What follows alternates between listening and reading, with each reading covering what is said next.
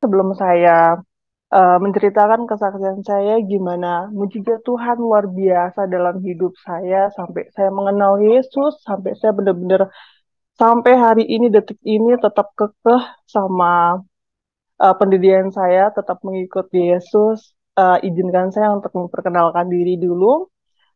Nama saya Lisbeth Rizka Afriani, saya asal dari Bimang, tapi sekarang sudah berdomisili di Lombok.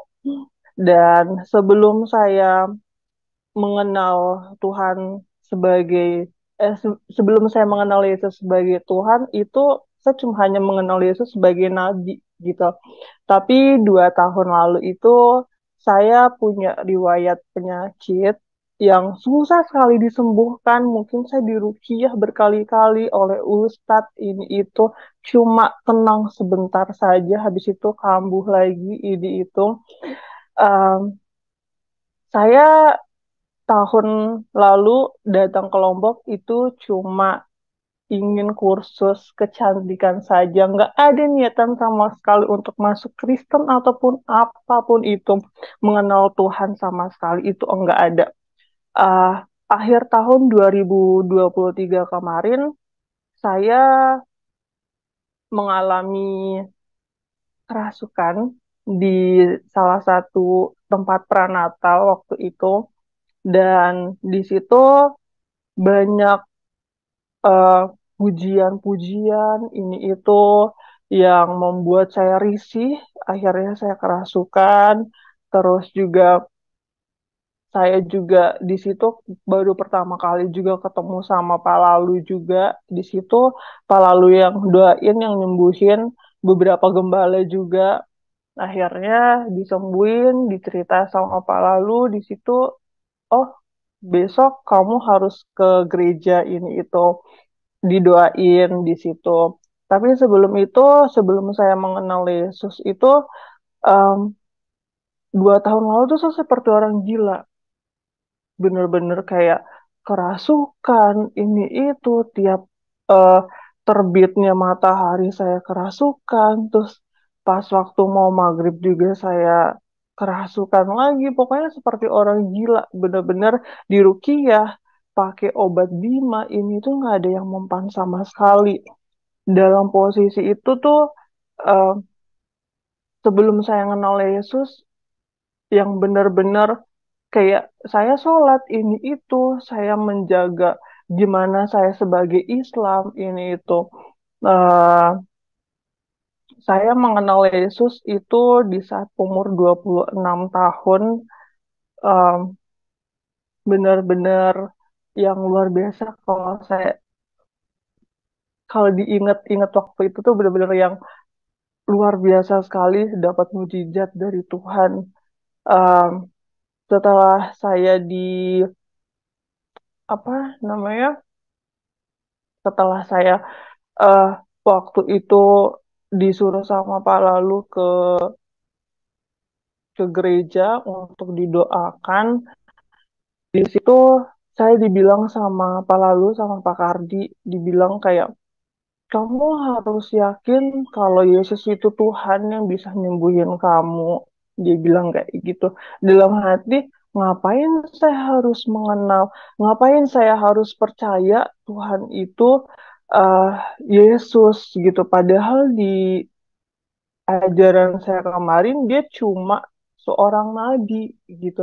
Tapi dalam hati saya pengen sembuh dong. Saya mau sembuh, saya mau normal kembali lagi gitu. Akhirnya saya berdoa dengan kepercayaan saya minta Tuhan, saya mau sembuh, saya mau kembali normal lagi, saya mau mengampuni semua orang yang pernah nyakitin saya ini itu karena saya di situ kesaksian sama Pak Lalu sebelumnya gimana saya merasa saya benar-benar punya dendam, punya rasa masih punya eh, sakit hati yang luar biasa sama keluarga, sama sahabat, sama orang-orang terdekat saya gitu. Akhirnya di situ saya nangis, saya kerasukan lagi ini itu, dan puji Tuhannya setelah saya didoakan, diurapi dengan minyak, eh, saya sudah tenang ini itu. Nah, sebelum itu pun juga saya eh, sempat eh, apa namanya dengar-dengar lagu pujian, pujian yang saya suka lagu pujian itu betapa hatiku yang benar-benar buat saya menyentuh, benar-benar menyentuh sekali sampai saya, oh Tuhan, mungkin ini udah jalannya saya kayak yang deket sama Tuhan. Benar-benar saya ngerasain ketika saya mendengar pujian itu benar-benar tenang, benar-benar damai hati saya gitu. Awal cerita kenapa saya akhirnya bisa dibaptis ini itu bukan karena paksaan, bukan karena ada siapapun sama sekali enggak. Karena posisinya saya tinggal di Lombok juga ini saya tinggal sama tante saya yang kebetulan juga non-Muslim dan eh, di situ tanggal 17 17 atau sekitar tanggal 16 Januari saya dapat berita nih sama adik saya yang terakhir. Dia bilang ke adik sepupu saya yang pertama, kakaknya dibilang, Kak, Kak Uti, hari Jumat kamu dibaptis ya. Dibilang kayak gitu sama kakaknya. Dalam hati saya juga pengen ikut dibaptis dong. Gitu. Tiba-tiba aja hati saya langsung kayak pengen ikut dibaptis gitu. Karena bener-bener udah yakin, udah ini tanpa ada kayak disuruh, otomatis kalau misalnya kita ada kayak gangguan ataupun disuruh sama seseorang kan pasti bakalan beda gitu. Akhirnya selesai saya mandi, selesai ini, adik saya cerita lagi sama saya, Kak, Kak Rizka, kata Papa hari Jumat ikut uti baptis ya, dibilang kayak gitu. Dalam hati saya, loh kok Tuhan tahu ya apa yang saya mau gitu. Tuhan kok tahu apa isi hati saya pengen dibaptis juga. Akhirnya saya cerita, saya dipanggil sama tante saya, kamu beneran mau jadi pengikut Yesus ini? Iya Bi, saya beneran mau jadi pengikut Yesus. Beneran, kamu ini pikul salib itu nggak mudah loh. Iya Bi, yakin, bener-bener yakin dari hati. Bukan karena siapapun, bukan karena ini itu pun, tapi bener-bener dari hati. Terus saya cerita juga pas waktu Jiva adik saya mau ngatain ke kakaknya di baptis itu saya cerita lagi sama tante saya. Akhirnya tante saya ikutan nangis dan merinding gitu. Ya udah akhirnya berjalannya waktu saya dikonseling juga sama om saya juga. Eh, Gimana Yesus itu, gimana dalam Alkitab ini itu, dibilang gitu, oh iya saya yakin Om, saya pengen ikut Kristus. Tapi dengan satu catatan, ketika kamu udah ngikut Kristus, kamu bakalan dijauhin sama keluarga kamu bakalan dihina, bakalan di ini sama orang-orang terdekat kamu gitu. Dan iya Om saya siap karena ini benar-benar dari hati saya bilang kayak gitu. Jadi akhirnya malamnya saya cerita sama teman saya, sama sahabat dekat saya, ini saya pengen pindah keyakinan gitu. Kamu yakin ini itu bukan karena siapapun kan? Enggak, bukan karena siapapun, tapi benar-benar dari hati saya. Di situ kita nangis berdua ini itu, dan akhirnya yang nggak saya sangka-sangka dia ternyata malah cerita ke orang tua saya. Dia datang ke rumah, akhirnya saya paginya beberapa jam sebelum saya dibaptis itu orang tua saya telepon, ngapain kok kamu mau masuk Kristen ini itu, siapa yang suruh kamu? Pasti itu iblis kan yang nyuruh kamu ini itu, yang karena mungkin saya memang masih dibilang saya masih sakit, masih ada gangguan uh, roh jahatnya ini itu dalam tubuh saya, ternyata itu enggak gitu. Benar-benar dari hati Pak Rizka pengen pengen pindah keyakinan ini itu memang benar-benar dari hati gitu. Oh, enggak. Papa bener-bener di situ muncak amarahnya, mama tuh cuma nangis ini itu. Oke, kalau kamu memang bener-bener mau em, pindah keyakinan silahkan, tapi dengan satu syarat, kamu udah bukan anak saya, kamu keluar dari kakak gitu. Dari situ tuh kayak mau nangis tapi nggak bisa. Hati yang seharusnya saya yang dulu yang bener-bener kalau dibilang kayak gitu dikerasin, saya bakalan ikut keras, tapi ngerasain Roh Kudus tuh pimpin saya sabar, tenang, adem gitu. Ya udah, saya nggak ngelawan lagi orang tua saya ini itu. Akhirnya beberapa jam setelah itu eh, saya dibaptis, puji Tuhannya, tanggal 19 Januari 2024 kemarin saya dibaptis, dan saya juga di situ berdoa sama Tuhan pas waktu lagi dibaptis. Tuhan, eh,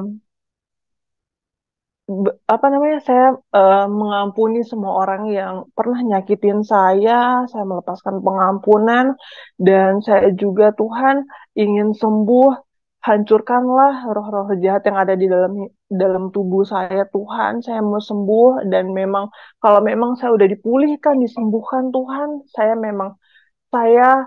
niatkan hidup saya sampai akhir menjadi pengikutmu, saya bilang kayak gitu. Akhirnya di situ puji Tuhan, setelah dibaptis, saya berasa kayak tubuh saya benar-benar lega, benar-benar kayak tidak ada beban sama sekali, walaupun itu di pikiran masih kayak yang, aduh ini pasti bakalan berat nih dialamin, pasti bakalan keluarga, bakalan ini itu gitu. Dan akhirnya di situ pun em, berjalan mau pulang ke rumah pun kayak masih bingung, ini kok nama baptisnya kok Lisbeth nih, apa ya maksudnya gitu. Eh, yang artinya kan memang hatiku untuk Tuhan nih. Dulu, oh iya, dulu kan hati saya separuh kayak hidup saya untuk kayak teman-teman saya, untuk orang-orang terdekat saya, bukan untuk diri saya ataupun Tuhan. Tapi mungkin kali ini hati saya untuk Tuhan dan untuk diri saya sendiri gitu.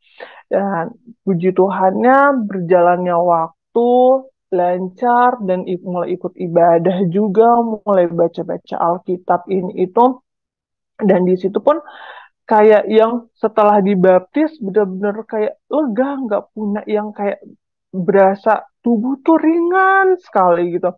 Akhir pas tanggal belasan belasan ya, sebelum pemilu itu, tiba-tiba orang tua saya datang nyamperin ke Lombok. Itu gara-gara lihat story saya, adik sepupu saya malah dia cerita ke orang tua dan ke keluarga di Bima kalau saya sudah Kristen, kalau sudah ini itu gitu. Akhirnya orang tua jemput saya ini itu, saya kaget habis pulang gereja di situ, kaget ada orang tua saya dan sama sepupu saya. Akhirnya di situ ngobrol gini-gini, kok kamu bisa masuk ini itu bla bla bla. Enggak Pak, saya bener-bener kayak yang, Rizka mau eh, milih Tuhan karena bener-bener dapat mujizat dari Tuhan. Rizka pengen lebih baik lagi di sini, Rizka nggak mau pulang gitu. Rizka pulang, tunggu Rizka bener-bener sudah berubah ini itu bisa lebih lebih baik, saya bilang kayak gitu. Oh nggak bisa, mau kamu hidup atau mati saya tetap bawa kamu pulang ke rumah gitu, nggak mau gitu. Pokoknya di situ ada percecokan sama orang tua, sampai saya nangis, saya sujud, saya minta maaf sama papa saya di situ, mama papa nangis, dan akhirnya kita punya kesepakatan perjanjian, papa harus bawa kamu hidup atau mati ke Bima, kamu harus ngomong sama keluarga besar kalau begini begini begini. Papa yang penting udah eh, perjuangin kamu untuk pulang, untuk tetap sama agama kamu yang lama gitu. Tapi silahkan kamu ceritakan gimana sama keluarga besar ini itu. Akhirnya saya pulang ke Bima, eh, saya kesaksian sama keluarga besar di Bima. Itu saya sampai 3 kali didatangin Ustadz, dido didatengin Ustadz, dirukiah lagi. Nah, akhirnya pertemuan pertama sama keluarga besar kayak bener-bener yang, aduh keluarga saya tuh keras-keras, apalagi orang Bima yang agamanya juga lumayan dalam, ini itu. Tapi sebelum itu saya doa sama Tuhan, Tuhan tuntun saya mau kesaksian, gimana saya tetap kekeh sama pendirian saya tetap mau ngikut ngikut Yesus, saya bilang kayak gitu. Tuntun saya Roh Kudus ini itu. Akhirnya puji Tuhan, ketika saya dipertemukan sama keluarga besar ini itu nggak ada saya yang kayak marah juga sama keluarga, saya yang emosi sama keluarga, sama ustadz itu nggak ada. Bener-bener saya tenang sama sekali, nggak ada yang saya ngebantah ini itu. Sampai kayak ustadz tuh bilang kayak gini sama saya, kok kamu mau sih eh ngikut ajaran yang bener-bener otomatis masuk neraka? Dibilang kayak gitu. Yang jelas-jelas para pendeta-pendeta pun malahan masuk Islam, tapi kenapa kamu yang Islam malah jadi ikut Kristen? Ini itu kamu tuh dibodoh-bodohin sama Alkitab, dibilang kamu dibodoh-bodohin sama orang sana, bilang kayak gitu sama ustadznya. Kebetulan di situ ustadznya sama-sama kayak punya watak yang keras sama saya, tapi di situ kayak saya harus tenang. Kalau saya makin memberontak, itu makin menjadi dengan muka-muka keluarga saya yang nggak suka sama saya, yang kayak jijik banget ngelihat saya waktu itu. Sampai keluarga pun bilang, mukanya udah beda tuh, udah raut wajahnya udah hitam sekali, udah beda, udah nggak ada cahayanya, dibilang kayak gitu. Sampai Ustadz juga bilang, kok kamu bisa sih sampai kayak gitu? Ya saya benar-benar kemauan saya dari hati, bukan karena siapapun Pak, gitu. Bukan, dia pasti kamu tuh kayak disuruh atau apa, kamu kan didoktrin ini itu, makanya kamu sholat ini gitu. Ya saya sholat Pak, saya sholat, emang harus saya sholat, saya ngasih tahu orang-orang gitu. Oh, enggak kan Pak, saya bilang kayak gitu sama Pak Ustadznya langsung di situ. Dan Pak Ustadznya bilang makanya harus diperdalamin agamanya lagi, ini itu gitu lah. Itu kan biar menjadi urusan saya Pak, bukan urusannya Bapak gitu.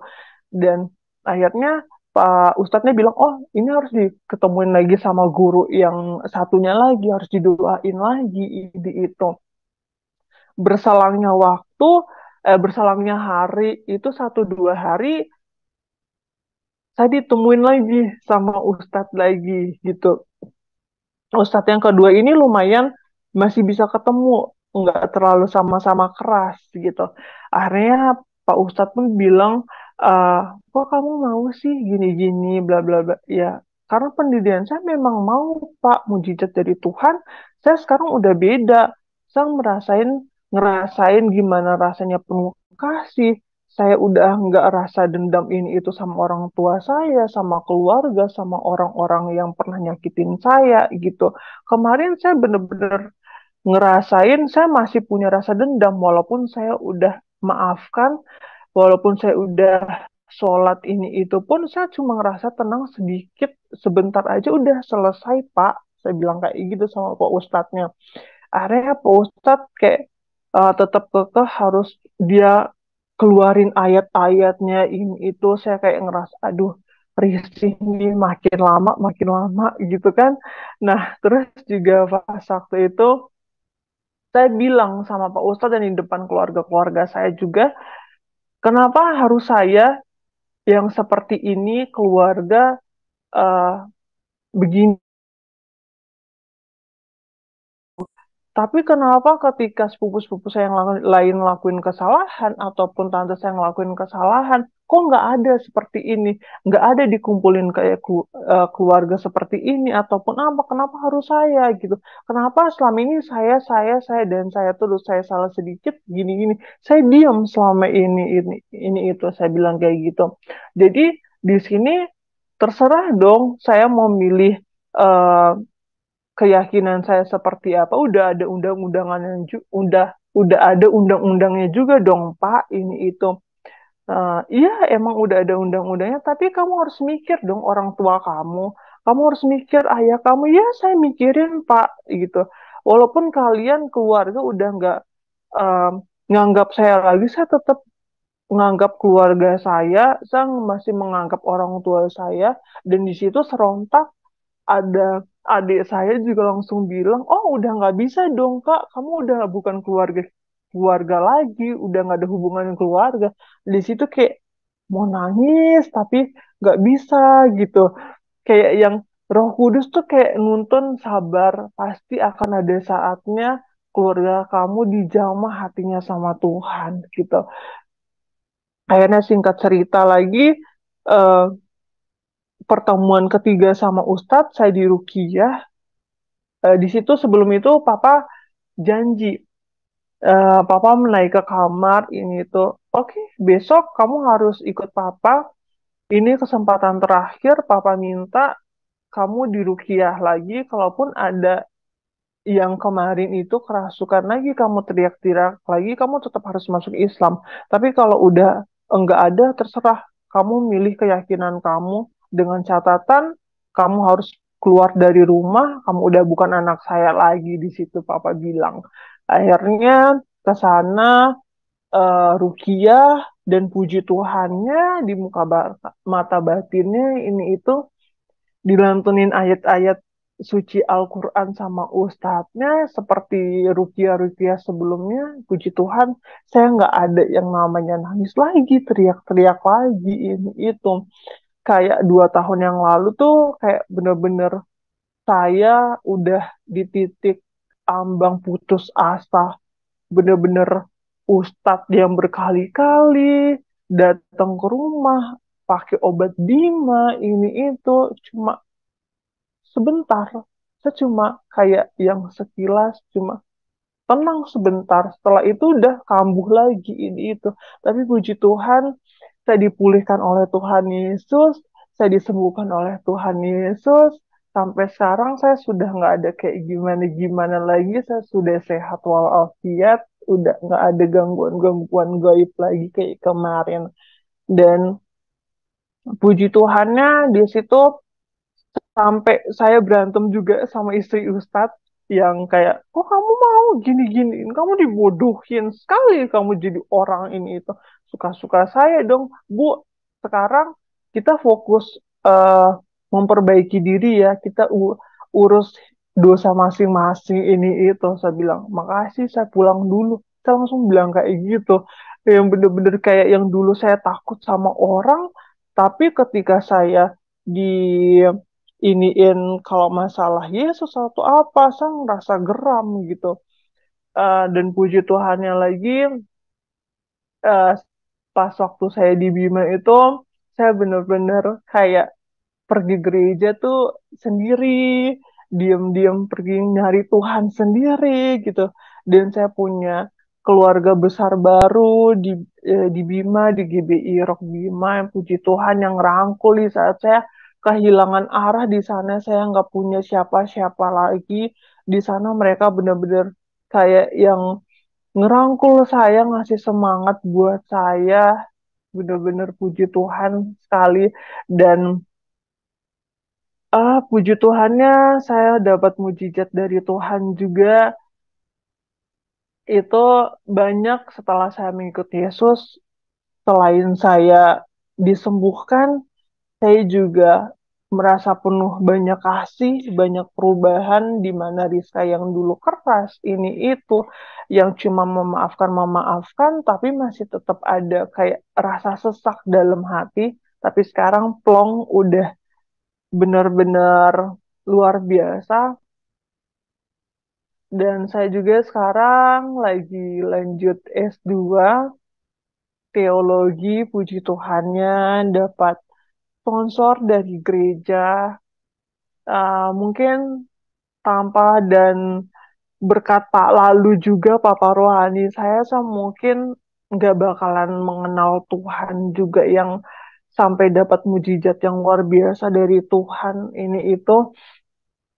Dan luar biasa saya dipertemukan sama orang-orang yang baik, yang hebat ketika saya sudah tidak punya siapa-siapa, saya sudah dijauhkan sama teman-teman saya setelah saya mengikut Yesus, itu Tuhan mengirimkan orang-orang yang luar biasa hebatnya lagi, orang-orang anak-anak Tuhan yang luar biasa yang rangkul ini itu. di saat juga teman-teman banyak yang menghakimi ini itu, tapi saya puji Tuhan juga mempunyai sahabat yang tidak menghakimi saya sama sekali di saat saya memilih keyakinan saya. Mereka benar-benar mensupport ini itu sampai teman-teman sampai ada teman saya juga yang bilang setelah melihat saya yang eh, story di sosial media saya sampai dia bilang, Kak, saya sampai pengen ikut login loh, lihat kakak sekarang udah bahagia. Saya seneng kakak udah bahagia, lebih bahagia dari kemarin. Puji Tuhan saya bilang, puji Tuhan dek, ini bukan karena saya juga, tapi ini karena Tuhan, karena Roh Kudus ada dalam hati saya dan ada di dalam tubuh saya sampai bisa kayak sebahagia ini dek, saya bilang kayak gitu luar biasa. Dan saya merasa kenapa orang kalau ditanya kenapa kamu masih mau ngikut Yesus ini itu.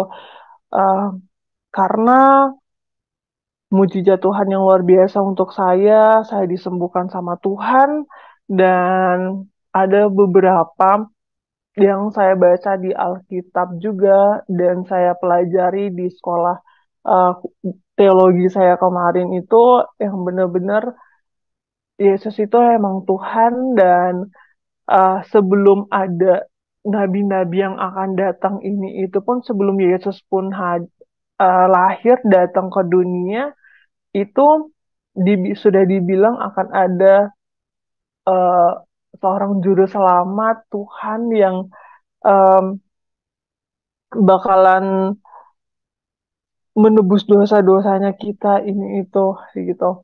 Jadi luar biasa mujizat Tuhan untuk saya sampai hari ini. Ya, Untuk ya saya mau cuma berpesan untuk kita semua setelah apa yang saya alami juga eh, jangan pernah kita merasa kita sendiri. Jangan pernah kita merasa kita tidak punya siapa-siapa ketika kita lagi down, ketika kita lagi punya pergumulan yang luar biasa, ketika kita lagi sakit ini itu, dan jangan pernah kita datang ke manusia, ke ke seseorang yang kamu nganggap baik, tapi datanglah sama Tuhan. Tuhan gak akan pernah mengecewain kamu, tapi ketika kamu datang sama seseorang, pasti kamu akan dikecewakan sama seseorang. Buat yang lagi sakit, buat yang lagi berjuang, buat yang lagi down, semangat tuh. Semangat terus dan tetap harus selalu dekat sama Tuhan, tetap lipat tanganmu berdoa, jangan pernah merasa Tuhan tidak adil ini itu, pasti Tuhan akan jabah doa-doa kita di waktu yang tepat. Semangat.